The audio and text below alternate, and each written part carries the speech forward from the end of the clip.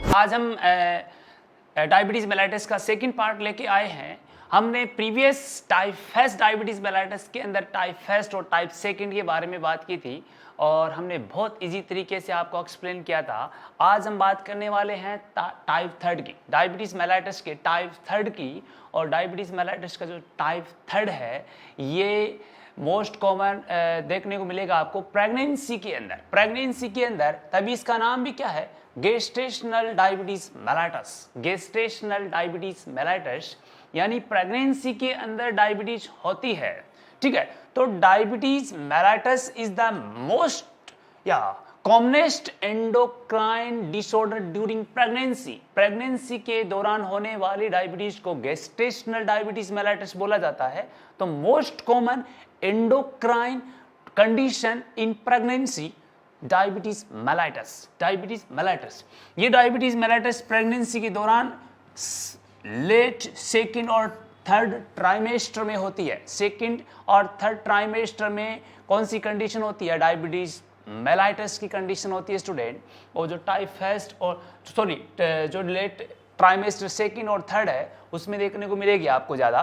तो ये जो होती है 20 वीक के बाद में ज़्यादा देखने को मिलती है। ये क्वेश्चन आया हुआ है सीएचओ के अंदर कि gestational diabetes mellitus 20 week of gestation पे देखने को मिलती है। यानी कि सेकेंड ट्राइमेस्टर लास्ट है सेकेंड ट्राइमेस्टर, तो 20 वीक के बाद में कौन सी कंडीशन आने वाली है, गेस्टेशनल डायबिटीज मेलाइटिस प्रेगनेंसी में होती है।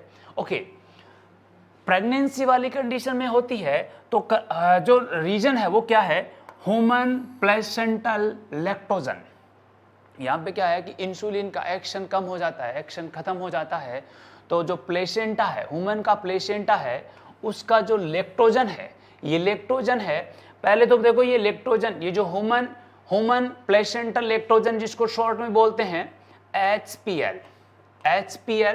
ये HPL सीक्रेट कहाँ से होता है, क्वेश्चन यहीं से बनेगा। सीक्रेट कहाँ से होता है, सिनसाइटियोट्रोपोब्लास्ट प्लेसेंटल सेल्स जैसे सीक्रेट होता है। और ये क्या करता है, increase blood sugar level, mother के अंदर ब्लड शुगर लेवल को क्या कर देता है, बढ़ा देता है स्टूडेंट। और जब मदर में ब्लड ग्लूकोज लेवल बढ़ता है तो वो बढ़ा हुआ ब्लड ग्लूकोज लेवल मदर के ब्लड से बेबी के ब्लड में चला जाता है और पहली बार बेबी को बहुत ज्यादा ब्लड के अंदर ग्लूकोज मिलेगा, है ना। तो वो भी हम बात करेंगे कि क्या क्या कॉम्प्लिकेशन आ सकते हैं। लेकिन इतनी बात समझ में आई कि गेस्टेशनल डायबिटीज प्रेगनेंसी के दौरान, प्रेगनेंसी में कब, सेकेंड और थर्ड ट्राइमेस्टर में, यानी 20 वीक के बाद में आपको देखने को मिलेगा। और कारण क्या है, ह्यूमन प्लेसेंटल लैक्टोजन। ये लैक्टोजन क्या करेगा, शुगर लेवल को बढ़ाएगा। कहां से सीक्रेट होता है ये बात भी पता चल गई। तो ये होता है सिनसाइटियोट्रोपोब्लास्ट, सेल्स होती है प्लेसेंटा की कि सिनसाइटियोट्रोपोब्लास्ट, साइटोट्रोपोब्लास्ट, मेसेनकाइमा, मेसोड्रम और एंडोथेलियम बैरियर का काम करने वाली है। ठीक है, आगे इसी से रिलेटेड बात करेंगे। ओके, आगे हम बात कर रहे हैं कि इससे रिलेटेड जो बहुत सारे एमसीक्यू बनेंगे। तभी हमने पहले फर्स्ट पार्ट में बोला था कि जो अगले वाला टाइप है उससे बहुत सारे एमसीक्यू लेके आएंगे हम।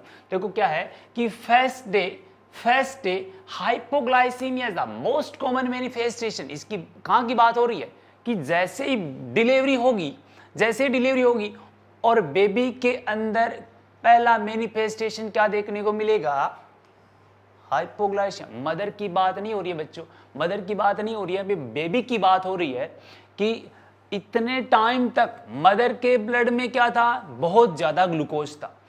प्लेसेंटा से मदर के ब्लड से बहुत ज्यादा ग्लूकोज मिल रहा था बेबी को। अब बेबी डिलीवर हो गया, प्लेसेंटा अलग हो गया, अब बेबी को इतना ज्यादा ग्लूकोज नहीं मिलेगा और जैसे डिलीवरी होगी बेबी में क्या आएगा, हाइपोग्लाइसीमिया। ये आपको नागपुर की एग्जाम के अंदर, कोलफील्ड एग्जाम थी, उसके अंदर ये क्वेश्चन आया था और बहुत इजी तरीके से पूछा गया क्वेश्चन है। तो पहला क्वेश्चन हमारा क्लियर हो गया यहाँ पे। नेक्स्ट वन है estimation of phosphatidyl cholesterol. Phosphatidylglycerol estimate करवाते हैं किस कौन सी कंडीशन को, in amniotic fluid is most reliable method for lung maturity, lungs के मेच्योरिटी के लिए यदि मदर डायबिटीज मेलाइटस से सफर है उसके बेबी के लंग्स की मेच्योरिटी चेक करने के लिए कौन सा टेस्ट किया जाता है, तो उस टेस्ट का नाम है फॉस्फेटाइडिलग्लिसरॉल। फॉस्फेटाइडिलग्लिसरॉल देखो नॉर्मली क्या करते हैं, नॉर्मली लंग्स की मेच्योरिटी को चेक करने के लिए हम लेसीथिन और स्पेंगियोमाइलिन का रेशियो चेक करते हैं। ठीक है, ये लेसीथिन और स्पेंगियोमाइलिन एक सरपेक्टेंट होते हैं जो आपके एमनियोटिक फ्लूइड में पाए जाते हैं और 20 वीक के बाद में ये इनका लेवल देखने को मिलता है एमनियोटिक फ्लूइड के अंदर, जो वेरियस टाइप से होते हैं वो तो हम नॉर्मली देखते हैं। लेकिन यदि मदर डायबिटीज वाली है और उस वाले बेबी के लंग्स की मेच्योरिटी चेक करनी है तो फिर वहां पे राइट आंसर क्या होगा, फॉस्फेटाइडिलग्लिसरॉल होगा। ये क्वेश्चन बनने वाला है स्टूडेंट, 101% बनने वाला है। तो ये दिमाग के अंदर इस प्रकार से फिट कर लो इसको कि डायबिटिक वाली मदर है उसके बेबी के लंग्स की मेच्योरिटी को चेक करना है तो कौन सा टेस्ट करवाएंगे, फॉस्फेटाइडिलग्लिसरॉल करवाएंगे। Yes clear. इसके अलावा आगे बात करें, most common complication during normal vaginal delivery. Normal vaginal delivery के दौरान जो मोस्ट कॉमन कॉम्प्लिकेशन होता है डायबिटिक के मदर के अंदर, शोल्डर डिस्टोसिया, यानी कि मदर डायबिटीज वाली है जब नॉर्मल डिलीवरी होती है तो सबसे ज़्यादा कौन से चांस हैं, शोल्डर डिस्टोसिया होने का कारण क्या है स्टूडेंट, कि बेबी को इतना ज़्यादा ग्लूकोज मिल रहा था कि बेबी के शोल्डर के ऊपर फैट का डिपोजिशन हो गया था। शोल्डर इतने बड़े बड़े हो गए तो इजीली बाहर नहीं आने वाले हैं, और इतनी इजी बाहर नहीं आएंगे तो क्या होगा, शोल्डर का तो डिस्टोसिया होगा जैसे होगा, और इसके साथ जो ब्रेकियल फ्लेक्सस है उसकी भी इंजरी हो जाएगी। ठीक है, तो कॉम्प्लिकेशन नॉर्मल डिलीवरी में आपको देखने को मिलेंगे shoulder dystocia with brachial plexus injury,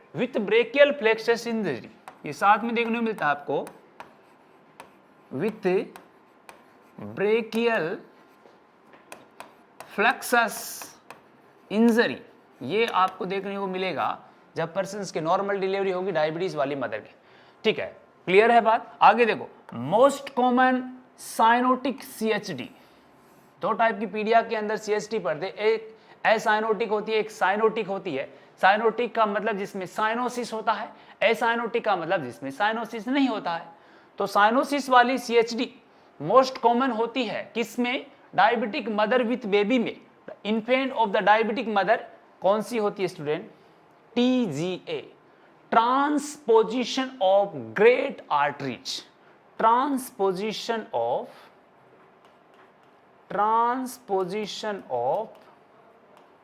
great arteries. Great arteries का ट्रांसपोजिशन हो जाता है, इसका मतलब हुआ कि पर्सन्स के जो पर्टिकुलर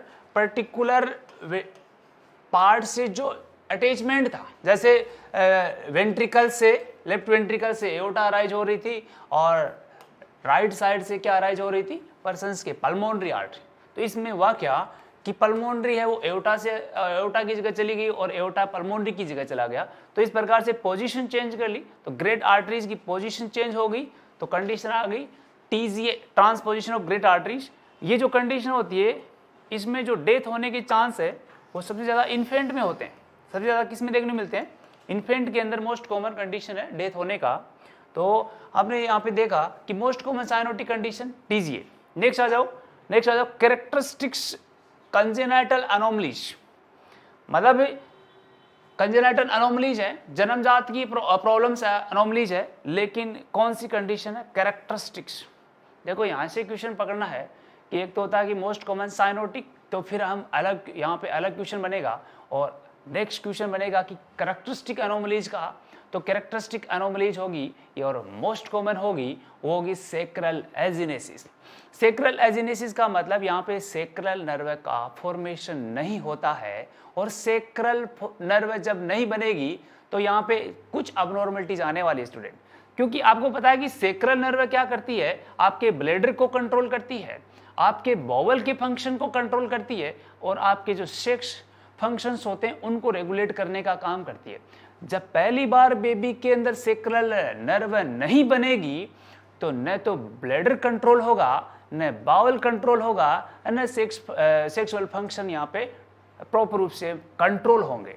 तो सेक्रल एजिनेसिस का क्वेश्चन बना हुआ एग्जाम के अंदर कि characteristics congenital anomalies in diabetic mother with baby, तो राइट आंसर होगा सेक्रल एजिनेसिस। अब देखो 4 ऑप्शन आए लेकिन उसमें सेक्रल एजिनेसिस का नाम नहीं है, तो कंफ्यूजन नहीं होना, क्योंकि सेक्रल एजिनेसिस को क्या बोलते हैं, क्यूडल रिग्रेशन बोलते हैं।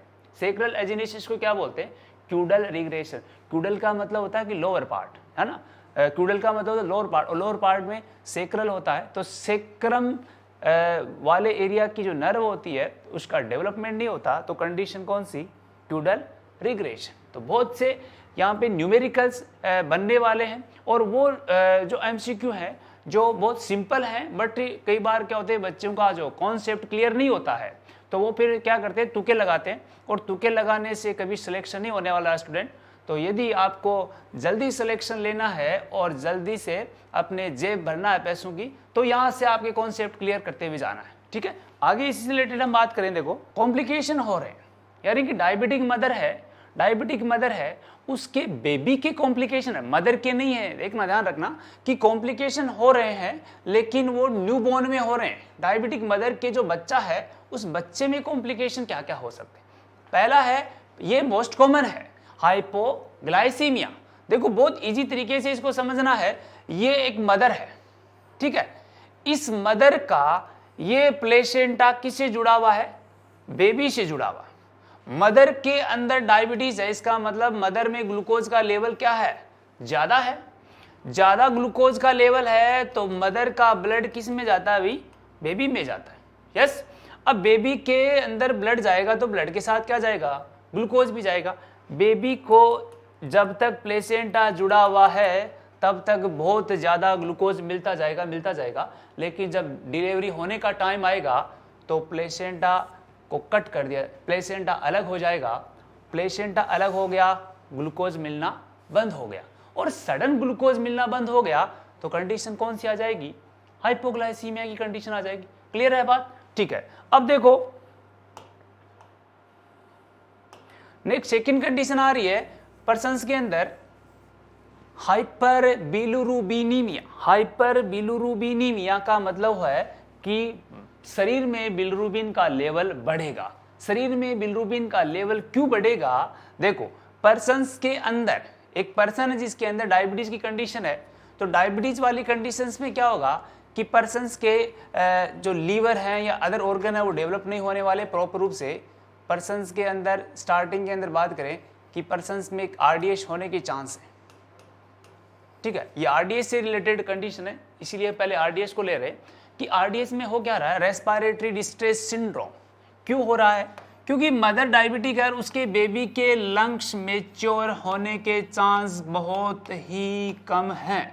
लंग्स मैच्योर नहीं होंगे तो ऑक्सीजन है वो प्रॉपर रूप से यूटिलाइज नहीं होने वाली है, क्योंकि लंग्स क्या करते हैं, ऑक्सीजन को ब्लड के अंदर भेजने का काम करते हैं। पहली बार बेबी के लंग्स ही नहीं बने तो O2 की कमी आ जाएगी, ऑक्सीजन की कमी आ जाएगी। कंडीशन कौन सी आएगी स्टूडेंट, हाइपोक्सिया। टिश्यू के अंदर किसकी कमी आ जाएगी, ऑक्सीजन की कमी आ जाएगी। अब देखो हमारी बॉडी का एक नेचर होता है, जैसे ही कुछ अबनॉर्मल होता है वो अपने आप सही करने की काम करता है, यानी हमको कुछ बताती नहीं है। कई बार थोड़ा बहुत जैसे एसिड वगैरह अबनॉर्मल होता है अपने आप सही कर देती है, ठीक है, छोटी छोटी बातें हैं वो बताती नहीं है। तो इसी प्रकार से शरीर में जैसे ऑक्सीजन की कमी होगी, ऑक्सीजन जैसे ही कम होगा टिश्यू में, हमारी बॉडी की होम्योस्टेसिस मैकेनिज्म में क्या हो जाएगी, एक्टिवेट हो जाएगी। ये क्या करेगा, ये आरबीसी के प्रोडक्शन को बढ़ाएगा। इसको पता है कि आरबीसी ज्यादा बनेगी तो हीमोग्लोबिन को ज़्यादा जोड़ेगी और हीमोग्लोबिन ऑक्सीजन को जोड़ेंगे और ऑक्सीजन पूरे शरीर में लेके जाएगा। तो आरबीसी का प्रोडक्शन ज़्यादा बनाने के चक्कर में ये आरबीसी पहली बार कैसी बन जाती है, इमेच्योर बन जाती है। आरबीसी पहली बार क्या बन जाती है, इमेच्योर बन जाती है। अब पता है कि इमेच्योर आरबीसी होती है उनका लाइफ स्पान ज़्यादा नहीं होता है, क्योंकि जो काम में जल्दीबाजी में किया जाता है वो ज़्यादा टिकने वाला काम नहीं होता है। किसी भी काम को करने के लिए हमको टाइम चाहिए और ज़्यादा जल्दी काम कर देंगे तो ज़्यादा टिकेगा नहीं। यहाँ पे ये सब हुआ कि आरबीसी को जल्दी बनाने के चक्कर में आरबीसी कैसे बन गई, इमेच्योर बन गई। इमेच्योर आरबीसी होती है उनका लाइफ स्पान ज़्यादा नहीं होगा, 10 दिन में टूट जाएंगी। 10 दिन में क्या हो जाएंगी, मर जाएंगी, टूट जाएंगी। और 10 दिन में जैसे ये टूटेंगी तो किसका लेवल बढ़ाएंगी, बिलिरुबिन का लेवल। किसका लेवल बढ़ाएंगी, बिलिरुबिन का लेवल। और देखो पहले आरबीसी 80 दिन से टूट रही थी, पहले आरबीसी 80 दिन से टूट रही थी, अब आरबीसी 10 दिन से टूट रही है। तो कहाँ पे 80 कहाँ पे 10, तो 10 दिन में आरबीसी टूट रही है तो बिलिरुबिन का लेवल इतनी स्पीड से बढ़ेगा कि कंडीशन कौन सी आ जाएगी, हाइपर बिलिरुबिनीमिया। बॉडी में हाइपर जॉन्डिस बहुत जल्दी हो जाएगा और पर्सन्स के लंग्स क्या होंगे, इमेच्योर होंगे। ये क्वेश्चन आया हुआ है, क्या डायबिटिक मदर विद बेबी के अंदर आरडीएस होता है, यस या नो? यस होता है। क्यों होता है, क्योंकि excessive blood glucose level lungs को मैच्योर नहीं होने देता है। इसके अलावा देखो हाइपोकैल्सीमिया, बॉडी के अंदर कैल्शियम का लेवल क्या हो जाएगा, कम। कम क्यों हो जाएगा, क्योंकि बढ़ा हुआ ग्लूकोज का लेवल, बढ़ा हुआ ग्लूकोज का लेवल क्या करता है, बढ़ा हुआ ग्लूकोज का लेवल क्या करता है, पैराथायरॉयड ग्लैंड को प्रभावित करता है। और आपको पता है पैराथायरॉयड ग्लैंड क्या करती है, पैराथायरॉयड ग्लैंड क्या करती है, parathyroid gland, parathyroid gland, parathyroid gland calcium के लेवल को मेंटेन करती है। स्टूडेंट कैसे करती है, ये हमने जब पहले प्रीवियसली एक स्केलेटल सिस्टम पढ़ा था उसके अंदर एक बात की थी, लेकिन अब फिर वापस कर रहे हैं उसी चीज़ को कि हमारी जैसे बॉडी है, उस बॉडी में ब्लड है, उस ब्लड के अंदर क्या प्रेजेंट है, कैल्शियम प्रेजेंट है। इस ब्लड के अंदर कैल्शियम प्रेजेंट है, हमारी बोन के अंदर भी कैल्शियम प्रेजेंट होता है। ये दोनों चीज़ों को मेंटेन करने के लिए कुछ हार्मोन्स होते हैं, जैसे ब्लड से कैल्शियम को बोन में लेके गया और बोन से ब्लड में लेके आया कैल्शियम को। यदि ब्लड से बोन में लेके जाने वाले हार्मोन्स को क्या बोलते हैं, कैल्सिटोनिन बोलते हैं। बोन से ब्लड में लेकर आने वाले हार्मोन को पैराथायरॉयड हार्मोन बोलते हैं। स्टूडेंट पैराथायरॉयड हार्मोन बोलते हैं। तो ये भी सीएचओ में क्वेश्चन बनते हैं इस प्रकार से कि हमारे ब्लड में कैल्शियम के लेवल को मेंटेन करने वाले हार्मोन का नाम बताओ, तो हमारे ब्लड में कैल्शियम के लेवल को मेंटेन करने वाले हार्मोन होते हैं पैराथायरॉयड। हमने देखा कि हाइपोग्लाइसीमिया होने का कारण क्या है। हाइपोग्लाइसीमिया होने का कारण हमको पता चल गया कि जो पैराथायरॉयड हार्मोन है, पैराथायरॉयड जो हार्मोन है, उस हार्मोन को यहाँ पे क्या करता है, ये अल्टर्ड करेगा। जो इंसुलिन, ज़्यादा इंसुलिन का लेवल है वो पैराथायरॉयड हार्मोन को क्या करेगा, अल्टर्ड करेगा। और पैराथायरॉयड हार्मोन जब अल्टर्ड होंगे तो ब्लड के अंदर किसका लेवल कम हो जाएगा, कैल्शियम का लेवल कम हो जाएगा। तो हमने देख लिया कि हमारे ब्लड के अंदर कैल्शियम को मेंटेन पैराथायरॉयड करता है, बोन के अंदर कैल्शियम को मेंटेन कैल्सिटोनिन करता है। कौन करता है स्टूडेंट, कैल्सिटोनिन करता है। तो इस प्रकार से भी क्वेश्चन बनने वाले हैं, ठीक है। तो हमको पता चल गया कि हाइपोकैल्सीमिया होने का कारण क्या है। इसके अलावा इसके बारे में हमने बात कर ली थी, कंजेनाइटल एनोमलीज कौन कौन सी है, कि मोस्ट कॉमन साइनोटिक कौन सी है, टीजी है। इसके अलावा most common characteristic cardiac anomalies, characteristic anomalies कौन सी है, तो सेक्रल रीजेनेसिस, सेक्रल रिग्रेशंस है, सेक्रल एजेनेसिस है। ये सारी कंडीशन हमने पहले पढ़ लिया है। अब देखो बात क्या है कि यदि डायबिटीज की कंडीशन पहले ट्राइमेस्टर में होती है, पहले ट्राइमेस्टर में होती है, तो कार्डियक या फिर एक तरह से कंजेनाइटल एनोमलीज लेके आती है। क्या लेके आती है, कंजेनाइटल एनोमलीज लेके आती है। लेकिन यदि डायबिटीज की कंडीशन सेकंड और थर्ड ट्राइमेस्टर में होती है, सेकंड और थर्ड ट्राइमेस्टर में होती है, तो मैक्रोसोमिया की कंडीशन लेके आती है। मैक्रोसोमिया का मतलब होता है कि एक पर्सन की जो बॉडी होती है वो क्या हो जाती है, बहुत बड़ी हो जाती है, लार्ज साइज की बॉडी हो जाती है, तो मैक्रोसोमिया डायबिटीज मेलाइटस में देखने को मिलता है। और इस वाले पर्सन्स का वजन है वो 4 केजी से भी ज़्यादा होता है। डायबिटिक मदर विथ बेबी के जो बेबी होते हैं उनका वजन 4 केजी से भी ज़्यादा देखने को मिलता है। तो ये हमने पढ़ी है कंडीशन गेस्टेशनल डायबिटीज। कुछ स्पेशल पॉइंट्स हैं जिनका CHO के अंदर क्वेश्चन बने हुए हैं, उनको हम साथ में देखते हैं। यहाँ पे ये पॉइंट है, पहला है कि ग्लाइकोजेनेसिस किसको बोलते हैं। ग्लाइकोजेनेसिस का मतलब है formation of glucose from the glycogen. यदि ग्लाइकोजन से ग्लूकोज बनता है उस प्रोसेस को क्या बोला जाता है स्टूडेंट, ग्लाइकोजिनेसिस। इसके अलावा जो यूपी CHO के अंदर जो क्वेश्चन आया था, यूपी CHO में जो क्वेश्चन आया था वही क्वेश्चन था कि ग्लूकोनियोजेनेसिस किसको बोला जाता है। ग्लूकोनियोजेनेसिस किसको बोला जाता है, तो process of synthesis glucose from the non carbohydrate sources.